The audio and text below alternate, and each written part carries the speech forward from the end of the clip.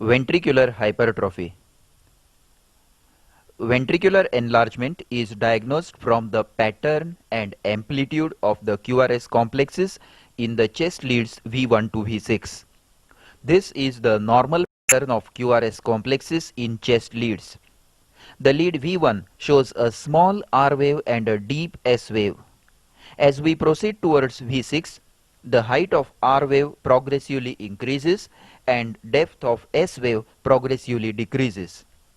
Somewhere in V3 and V4, the R and S waves are equal, and in V6, there is a tall R wave and very small or absent S wave. This ECG shows a normal QRS pattern in the chest leads. Note the S wave in right-sided chest leads, which disappears as we reach V5 or V6. R and S are equal in V4, and the R wave progressively increases from V1 to V6. In left ventricular enlargement, this pattern remains the same, but the amplitude of the waves increases.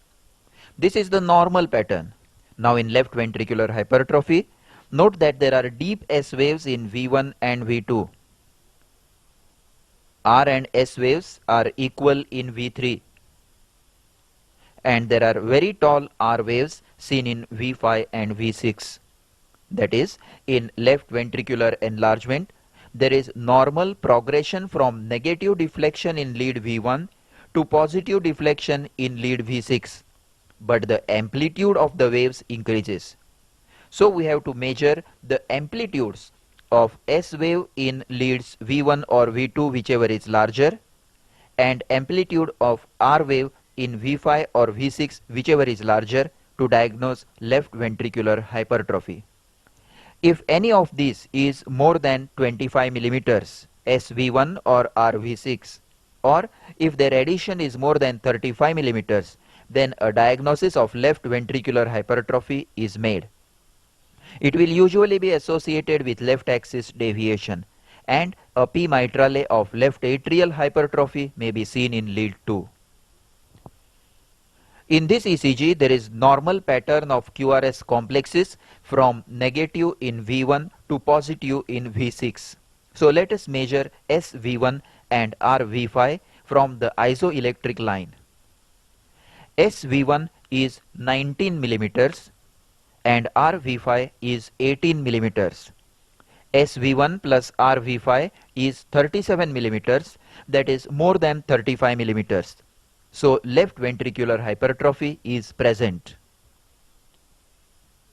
This is another ECG where gross inspection of the chest leads immediately reveals that the amplitudes of QRS complexes is very high, but there is normal progression from negative deflection in V1 to positive deflection in V6.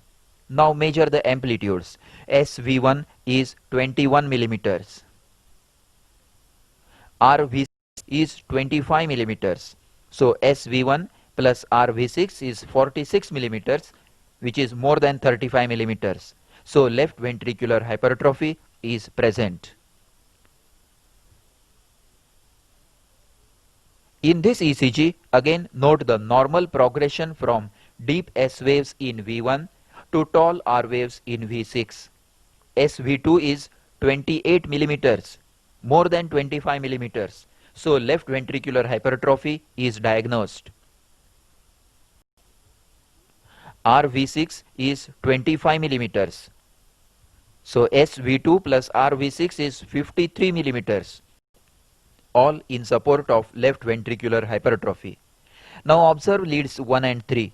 Left axis deviation is seen with positive QRS in lead 1 and negative QRS in lead 3. Now study the P wave in lead 2 shown enlarged in the inset. It is 2.5 small squares wide, suggesting that there is left atrial hypertrophy also. Right ventricular hypertrophy. In right ventricular hypertrophy, the pattern of the QRS complexes in the chest leads will be changed. This is the normal pattern from SV1 to RV6. Let us now compare and study the pattern of right ventricular hypertrophy. In right ventricular hypertrophy, lead V1 shows a prominent R wave.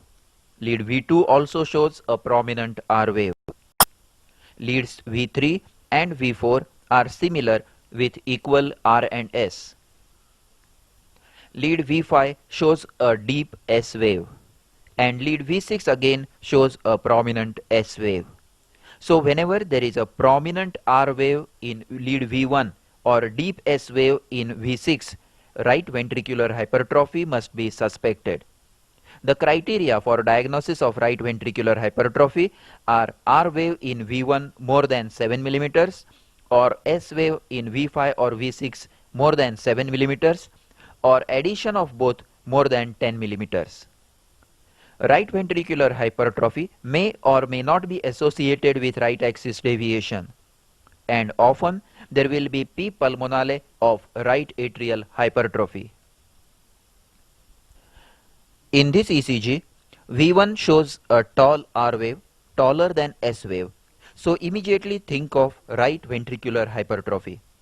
There is a corresponding deep S wave in V6. So the normal QRS pattern in the chest leads has altered. Now measure RV1. It is 11 millimeters. RV1 more than 7 millimeters is diagnostic of right ventricular hypertrophy. SV6 is 5 millimeters. Their addition is 16 millimeters. More than 10 millimeters is the criterion for right ventricular hypertrophy. Now come to limb leads. There is no gross deviation of axis, but there is a negative wave in 1 and AVL and positive wave in lead 3, suggesting tendency to right axis deviation. Now note the P wave in lead 2. A very typical tall and peaked P pulmonale is seen in leads 2, 3 and AVF, diagnostic of right atrial hypertrophy. So this ECG shows right ventricular hypertrophy with right atrial hypertrophy and right axis deviation. The next ECG shows a prominent R wave in V1 and a deep S wave in V6. So right ventricular hypertrophy is suspected. Let us measure the amplitudes of RV1 and SV6. RV1 is 6 millimeters. SV6 is 16 millimeters. RV1 plus SV6 is 22 millimeters. So the criteria for diagnosis of right ventricular hypertrophy are met with.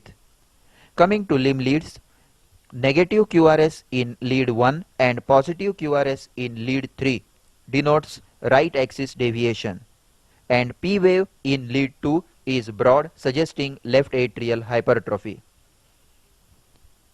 This ECG shows a prominent R wave in V1 and deep S wave in V6, that is a change in the QRS pattern.